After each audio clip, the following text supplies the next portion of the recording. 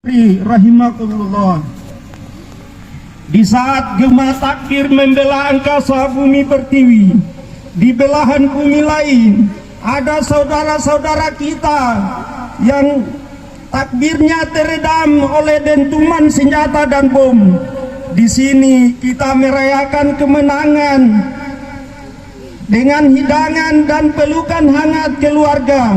Sementara di sana mereka merayakan dengan ketabahan di tengah reruntuhan. Bayangkan betapa pedihnya hati seorang ayah yang tak bisa membawa anaknya sholat id karena sang anak telah syahid. Betapa hancurnya hati seorang ibu yang tak punya rumah lagi untuk menghidangkan makanan lebaran karena semua telah rata dengan tanah.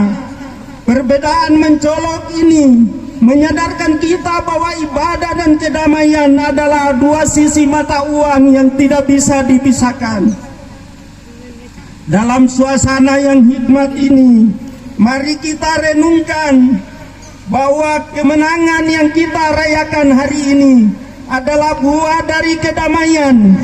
Kita mampu berpuasa, beritikaf, hingga berkumpul melaksanakan sholat id di lapangan ini karena Allah masih menitipkan hikmat yang aman di bumi pertiwi ini. Dalam kitab Adab Dunia Waddin, Imam An-Nawawi menegaskan al-ulafa atau kerukunan dan al-amnu keamanan adalah dua pilar utama yang tegak urusannya dunia dan agama. Tanpa keamanan, siar agama akan redup dan kemanusiaan akan runtuh. Apa yang menimpa saudara-saudara kita di Timur Tengah sana adalah cermin besar bagi kita bahwa sekali rasa aman itu tercabut, maka ibadah yang paling khusus sekalipun akan terganggu oleh rasa takut. Selama ini mungkin kita sering menganggap keamanan adalah hal yang biasa, padahal dalam perspektif Islam, rasa aman al-amnu adalah fondasi utama dari seluruh sendi kehidupan. Nabi Ibrahim alaihissalam ketika membangun fondasi peradaban di Mekah, doa pertama yang beliau panjatkan bukanlah meminta kekayaan atau harta benda, melainkan meminta keamanan, sebagaimana firman Allah Subhanahu wa taala dalam surat Al-Baqarah ayat 126. Wa idz qala Ibrahim rabbi ij'al hadza balada wa iman warzuqhu ahlul minal thamarat. Dan ingatlah ketika Ibrahim berdoa, ya Tuhanku, jadikanlah negeri ini negeri yang aman, berikanlah rezeki berupa buah-buahan kepada penduduknya. Nabi Ibrahim alaihissalam mendahulukan kata aman sebelum kata rezeki. Mengapa demikian? Karena meskipun sebuah negeri bergelimpangan harta dan makanan, jika rasa takut menghantui setiap sudut jalan, maka makanan itu akan terasa pahit di tenggorokan. Jika peluru masih berseliweran, maka tak akan ada kehusuan di dalam ibadah. Kita di negeri ini harus bersyukur. Kita bisa berangkat ke masjid, kita bisa berangkat ke lapangan tanpa rasa takut ada ledakan bom. Kita bisa bersujud tanpa dihantui oleh rasa waspada. Kita bisa mudik bertemu keluarga tanpa cemas akan konflik saudara. Syukurilah nikmat Allah yang aman ini, karena ketenangan adalah kemewahan yang seringkali kita tangisi saat ia telah pergi meninggalkan kita. Allahu Akbar, Allahu Akbar, Allahu Akbar, walillahil hamd. Jamaah Idul Fitri yang dirahmati Allah, namun kita harus sadar sepenuhnya bahwa nikmat aman tidaklah tumbuh di ruang hampa. Ia tidak jatuh begitu saja dari langit, tapi lewat ikhtiar untuk menjaganya. Keamanan adalah sebuah bangunan megah yang fondasi utamanya adalah persatuan. Tanpa persatuan, keamanan hanyalah mimpi yang rapuh. Tanpa kebersamaan, kedamaian hanyalah fata morgana yang sirna. Jika kita belajar dari lulu lantaknya peradaban di belahan bumi lain, kita akan melihat satu pola yang nyata. Kehancuran sebuah negeri seringkali tidak dimulai dengan serangan musuh dari luar, melainkan bermula dari retaknya uhuwah Islamiyah dari dalam. Dimulai dari lisan yang tak terjaga, jari jemari yang menebar fitnah, dan ego yang merasa paling benar sendiri. Oleh karena itu, Rasulullah SAW memberikan kunci utama bagi kita untuk merawat persatuan ini dalam sebuah pesan singkat namun menghujam. Al-muslimi man salimal muslimuna min lisani ya wayadi. Seorang muslim sejati adalah dia yang mampu menjamin sesama saudaranya merasa aman dari gangguan lidah dan tangannya. Riwayat Bukhari dan Muslim. Pesan ini adalah garis pertahanan pertama bagi kedamaian kita. Di zaman ini, lidah kita telah menjelma menjadi status-status di media sosial, dan tangan kita telah merubah menjadi jempol yang mengetik narasi kebencian. Persatuan kita akan koyak saat lisan kita mulai gemar mencaci dan tangan kita mulai menyusut api perpecahan.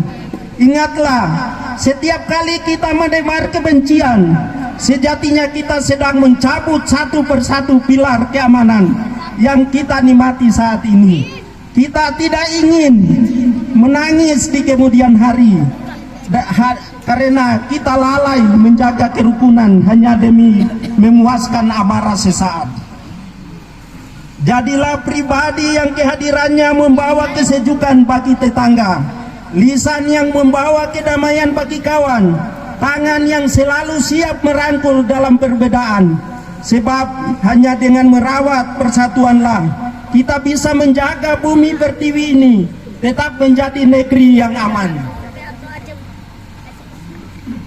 sehingga anak cucu kita kelak masih bisa bersujud dengan tenang tanpa dihantui oleh rasa takut yang mencekam kayak saudara kita di Timur Tengah. Allahu Akbar, Allahu Akbar, Allahu Akbar, walillahil hamd. Salat jamaah salat Idul Fitri yang dirahmati Allah. Idul Fitri bukan sekadar tentang bergantinya pakaian atau mewahnya hidangan. Idul Fitri adalah momentum bagi kita untuk pulang kembali kepada fitrah. Dan apakah fitrah kita yang sesungguhnya? Fitrah manusia adalah kesucian, dan dalam kesucian itu bersemayam benih-benih perdamaian.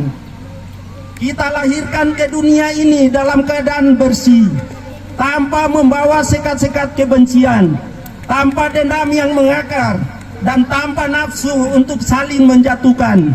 Ramadan yang baru saja kita lalui adalah madrasah yang mengikis karat-karat di hati, meruntuhkan dinding-dinding ego, dan menjinakkan amarah agar kita bisa mengambil ke titik nol. Nol kebencian, nol dendam, dan nol permusuhan.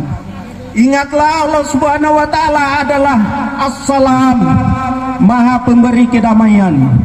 Maka sudah sepatutnya kita sebagai hamba yang sedang merayakan kemenangan memancarkan sifat kedamaian itu dalam keseharian. Pancaran damai inilah wujud nyata dari kembali ke fitrah, sebuah kondisi di mana hati bersih dari iri dengki. Ucapan yang bersifat menyejukkan, kehadiran kita mampu memberikan rasa aman bagi siapa saja di sekeliling kita.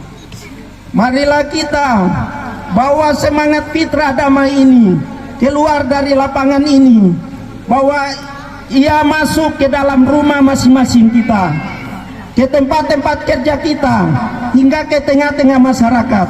Dengan menjaga fitrah damai ini, kita memastikan bahwa nikmat aman yang telah Allah titipkan tidak hanya menjadi kenangan bagi kita, tetapi menjadi warisan abadi yang kokoh bagi generasi yang akan datang. Maka di bawah langit bumi Nusantara yang cerah, mari kita bertekad seiring dengan kumandang takbir yang mengagungkan kebesarannya.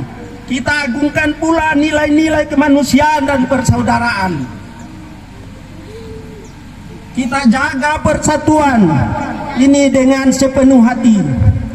Demi syukur kita atas nikmat Allah yang aman, demi kembalinya kita kepada fitrah yang suci. Allahu Akbar, Allahu Akbar, Allahu Akbar, walillahil hamd. Jamaah salat Idul Fitri yang dirahmati Allah.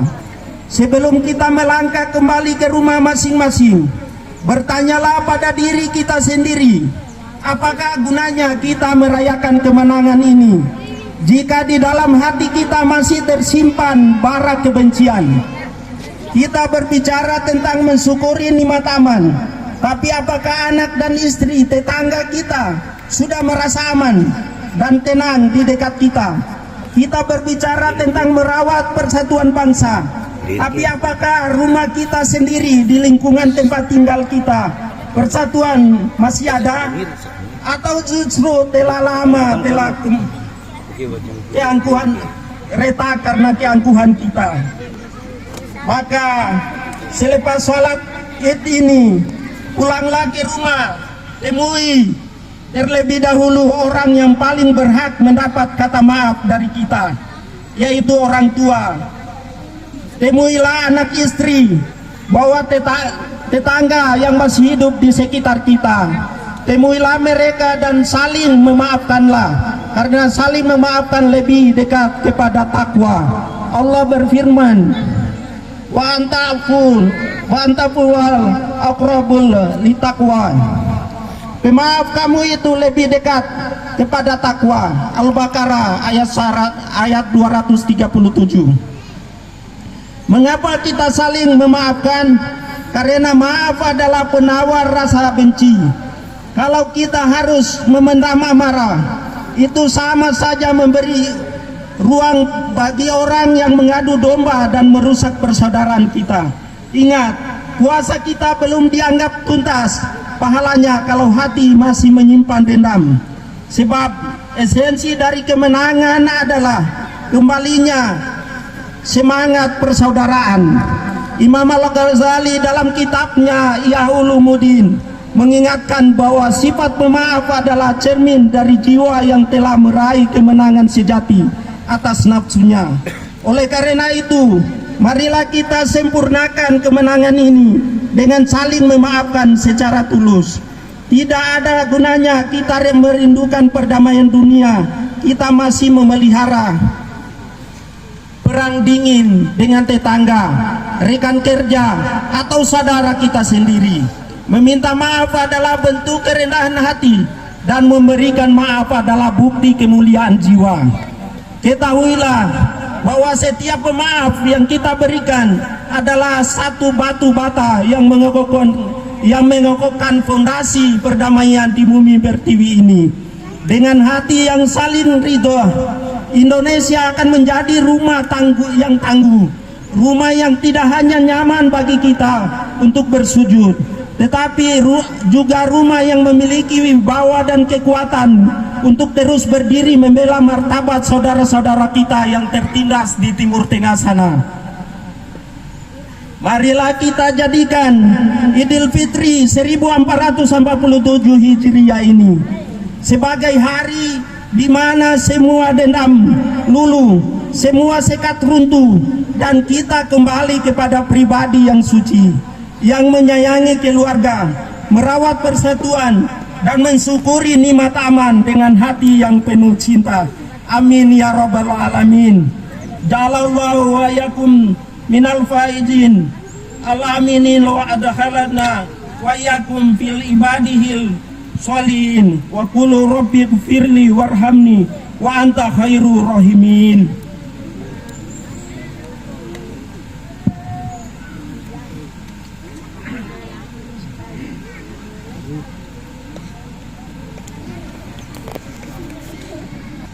Allahu Akbar, Allahu Akbar, Allahu Akbar, Allahu Akbar, Allahu Akbar, Allahu Akbar. Allahu Akbar kabira walhamdulillahi katsira wa subhanallahi bukratan wa asila.